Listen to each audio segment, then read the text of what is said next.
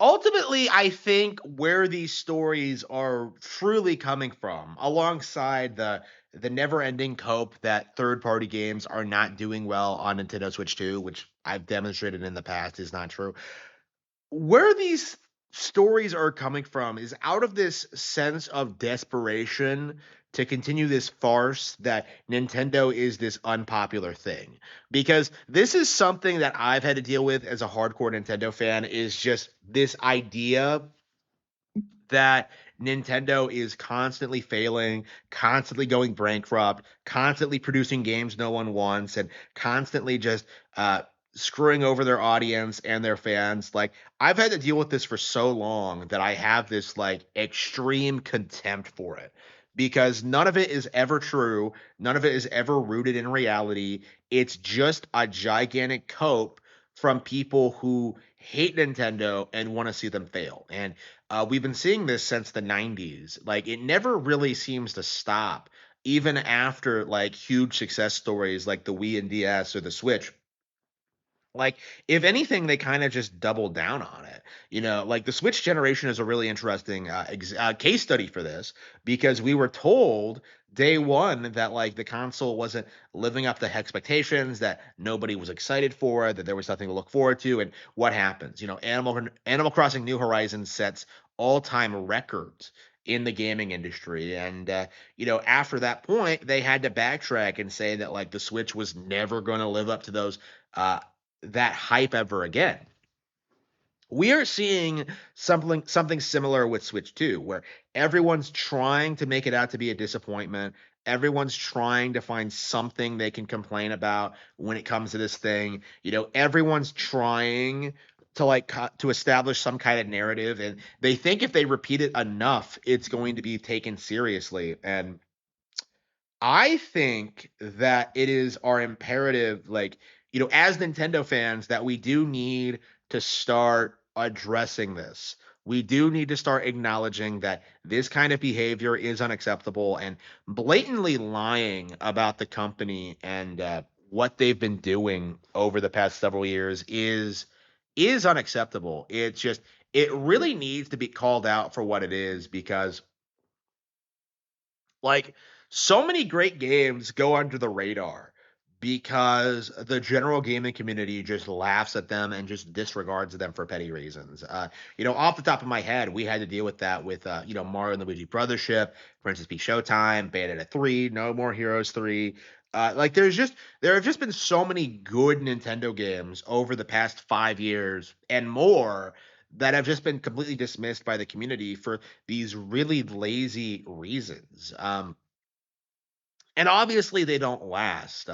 Super Mario Bros. Wonder was something that was just completely written off and ignored by the general gaming community. And now that it's getting an update on Switch 2, it seems like it's going to have this huge revitalization behind it. And, just like with Kirby and the Forgotten Land, like, you can't religiously just hate Nintendo games ever and expect fans to not notice that these games are actually good, like we've seen, like, example after example of that. But like, it does need to be addressed more often, just how out of touch like the general gaming audience is when it comes to Nintendo products, because the idea that Nintendo is failing, or that they're not successful, or that like third party games can't sell it, one of the things I've noticed, the game key card thing, right?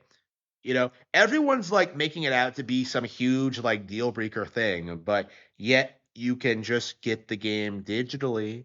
That's all you need to do. Like, it's so bizarre to me how people will like hype up Steam, like defend PC gaming, and then turn around and try and pretend that like console digital on consoles is like unacceptable. Like, that doesn't make any sense. Like, they're not gonna take away your games digitally. Like, it's just such a ridiculous concept. And yet, like, that there's this weird like mindset in the community that like it's some like inevitability when it comes to digital purchases. It's absurd, and it really does need to be called out, because like it's not going to happen. Like, there's no reason to think it's going to happen. Like, Like, just accept the shift to digital. Like, that's all you have to do. And yet, like, nobody wants to like come to that pretty rational conclusion. It is a double standard, especially when you take into consideration that like physical on PC has been obsolete for decades.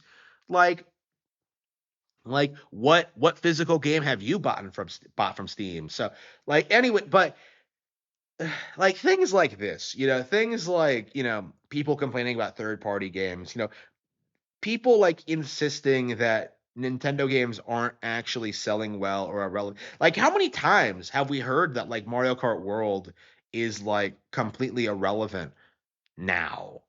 And meanwhile, they just added in a patch to add some new features into the game. Like, clearly the game is still getting updated, but it's still like making QLL improvements, and yet like RGT85 is still making clickbait videos like, oh, it has Nintendo forgotten about Mario Kart World? Like, no, obviously not. Like, to me, it's a very strong indication of just how desperate the community is to downplay Nintendo, where they have to concern troll about this. They have to concern troll about 18-year-olds not buying Nintendo consoles after spending their entire lives being screamed at everyone about them, around them, about how Nintendo sucks, and like they should just be playing like real games instead. I went through that period myself, so I know what it's like. And looking back on it, it was very silly, and I do wish that I spent more time playing Nintendo. But it does need to be said that there's a reason for it, and it doesn't mean that Nintendo isn't going to do well going forward. Because I've seen this happen several times where like people are introduced to good new Nintendo games. People are introduced to great games, and not always are they brand new. And that's kind of how you form new fans, by just being exposed to new games. Like, you don't have to grow up with them, you don't have to be indoctrinated into the Nintendo cult. Like, you can just appreciate a good game for what it is, and then you become a fan, and then a paying customer. One of the new copes in regards to Nintendo consoles is this idea that like, oh, younger people 18 to 24, they're not playing Nintendo games anymore. They're playing Fortnite. They're not buying Nintendo consoles or games. They're just playing this free to play mobile garbage, right? Like, this is a narrative that's been present for years at this point. Honestly, I would say this was essentially a byproduct of like the 90s. The idea back in the day that like, oh man, everybody, Sonic the Hedgehog is cooler than Mario. Kids don't want to play as Mario. They want someone cool. They want Sonic. They want GTA. Like, this is essentially the modern equivalent of that. The idea that like, well, people aren't buying Nintendo games no more. It's a complete cope, because when you're 18, when you're, an adult, and you have to deal with like the economy and the job market and stuff like that, like, you're not playing a ton of games. And I actually went through this myself, honestly, is that like, even though I was still playing like games at the time, there was definitely this feeling that like I wasn't really buying a whole lot of new games. I was mostly going through old ones that I couldn't have afforded back when I didn't have a job, right? And this is a perfectly normal thing, right? Not spending money on frivolities when you're just starting out, worried about moving out and like dealing with your personal problems, right? Like, that's not an unusual occurrence. But again, this is very typical of like anti Nintendo discourse. Instead of like talking about the actual cause, talking about the reality of becoming an adult and what that means, and like how much more responsibility you have to take on, like, instead, people try and blame Nintendo for this. Like, oh man, Nintendo, it's not pulling in a young enough demographic. Only millennials are buying Nintendo games anymore. Like, Nintendo is doomed. Like, I've seen the term like Nintendo adult being thrown around occasionally, and it's kind of laughable to me because if you've ever interacted with kids today, you'll see like just how much enthusiasm there is for Nintendo products and games and stuff like that. Like typically kids, what people don't want to understand or admit to themselves is that kids aren't necessarily playing the the newest stuff. Like in a lot of cases, they'll play whatever's lying around, whatever their parents own, whatever people will give them. Like they're not necessarily going out and buying new things day one. They don't need to because for them, a lot of the best stuff is quite a bit older.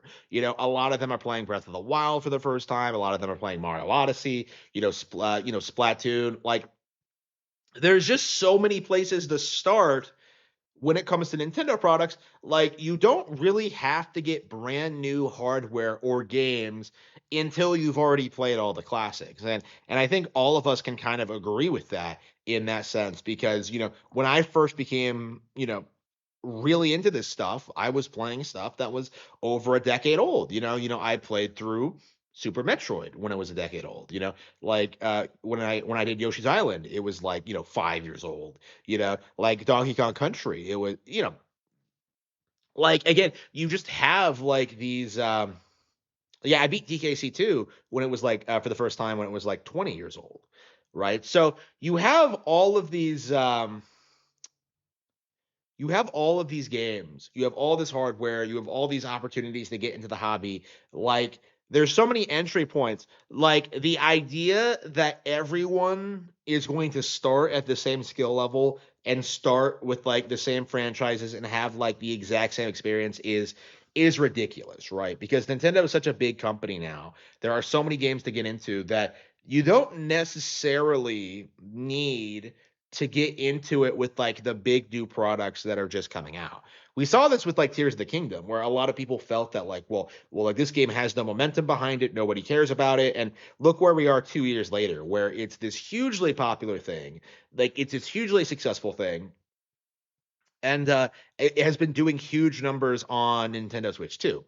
Like this is one of the best-selling games on the Switch 2 initially was Tears of the Kingdom.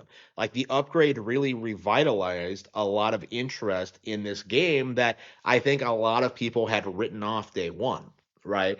That is just one example, but like it does need to be said that considering like Breath of the Wild is like a 100-hour long game, considering how many people like will go back to that game endlessly, like do people really need to spend a lot of money on Nintendo games? Like I think for the vast majority of the population, they can just buy the big games that they're really excited for and just kind of enjoy them for what they are, and they don't really need to engage with it further.